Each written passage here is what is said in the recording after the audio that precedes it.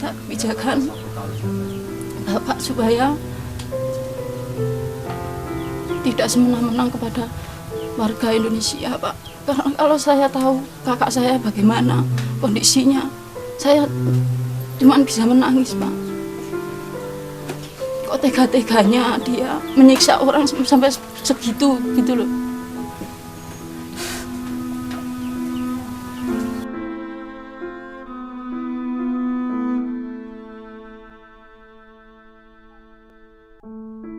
Dunia buruh migran adalah dunia yang lirih.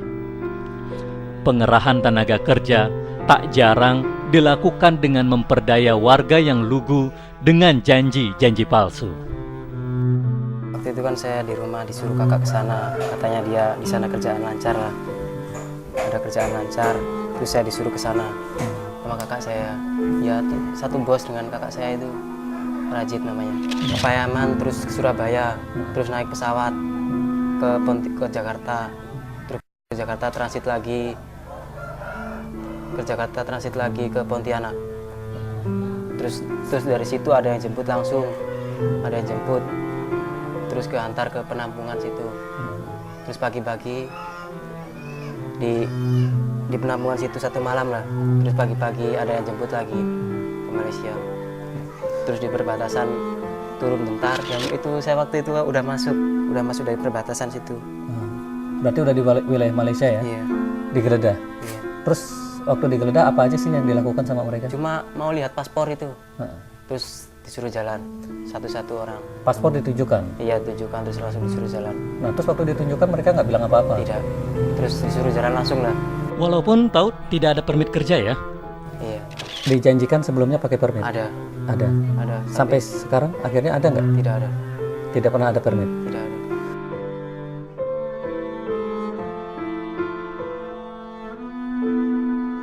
Tanpa berkas yang lengkap, seorang buruh migran praktis tak memiliki posisi tawar di hadapan hukum. Akan tetapi, indikasi keterlibatan aparat negara untuk melakukan pembiaran begitu kuat terasa. Tidak sedikit para TKI kita itu, calon TKI kita, itu menjadi korban perekrutan tidak sah. Dan ini adalah rentan sekali terhadap perlakuan oknum-oknum pemerintah di lapangan yang mencoba memanfaatkan posisi mereka. Kalau di Jawa Timur itu setiap PPTKIS itu membayar kepada calo itu antara 5 sampai 7 juta. Dan itu mereka sudah mengalami beberapa kali didagangkan. Dia sudah merasa memiliki dan membeli dia, sehingga dia TKI ini sudah dianggap budaknya, pembantu yang tidak perlu dibayar.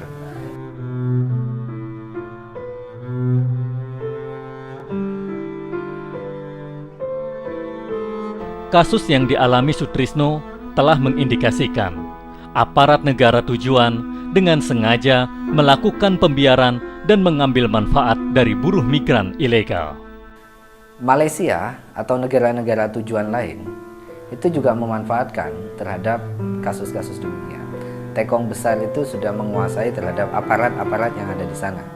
Baik itu aparat kita yang jelas-jelas itu mengawasi di perbatasan maupun pihak imigrasi yang di Malaysia.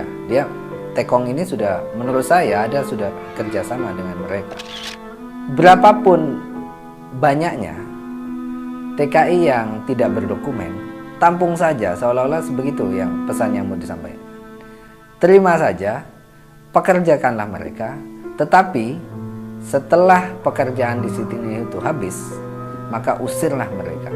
Kasus-kasus seperti mereka dibiarkan masuk dengan membayar uang tertentu dan kemudian mereka dikeluarkan dengan sewenang-wenang dan sebagainya, ini adalah proses dari sistem perlindungan yang sangat lemah.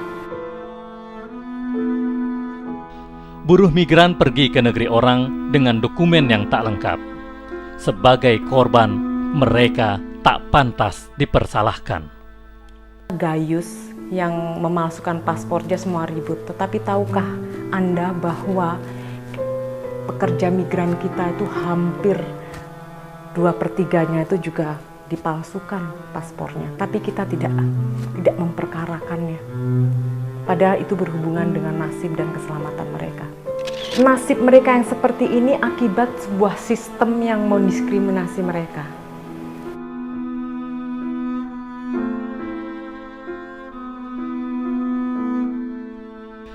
Di balik gelar yang disematkan sebagai pahlawan devisa, buruh migran hingga hari ini masih kerap mendapat perlakuan yang tak patut. Ada 2 negara neraka bagi TKI. Pertama itu adalah Malaysia, yang kedua itu Arab Saudi. Di kedua negara ini, buruh pekerja migran kita memang paling banyak untuk pekerja rumah tangga, domestic worker. Tidak sedikit di antara mereka masih membekas sampai sekarang, itu bekas-bekas cambukan di pantat, di punggung.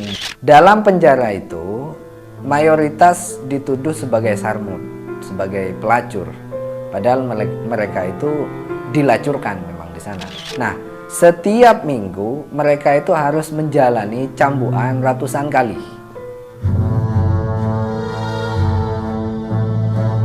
Kekerasan yang terjadi berulang-ulang mengindikasikan undang-undang yang sudah ada masih belum mampu memberi perlindungan bagi para buruh migran kita.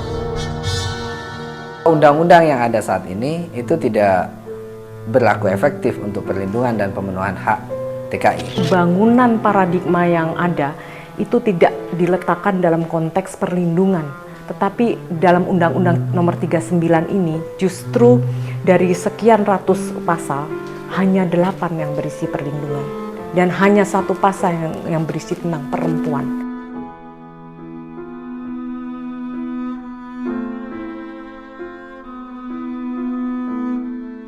Di negara yang di mana banyak keluhan pemerintah mengabaikan kita, kitalah yang harus kreatif untuk menciptakan hal-hal yang bisa melindungi diri kita dan komunitas kita.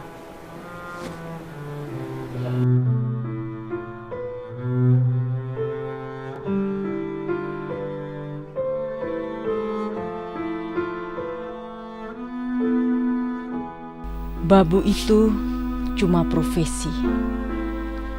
Tak semua orang mampu menjalaninya. Babu itu cuma profesi.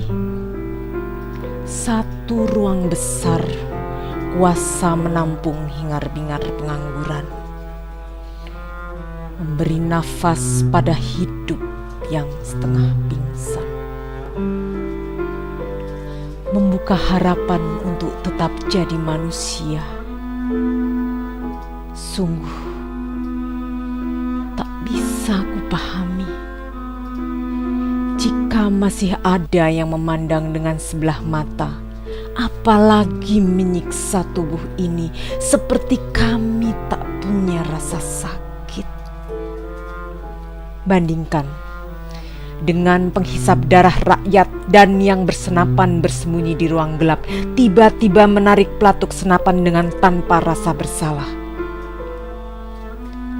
Tidakkah babu jauh sangat mulia dibanding mereka?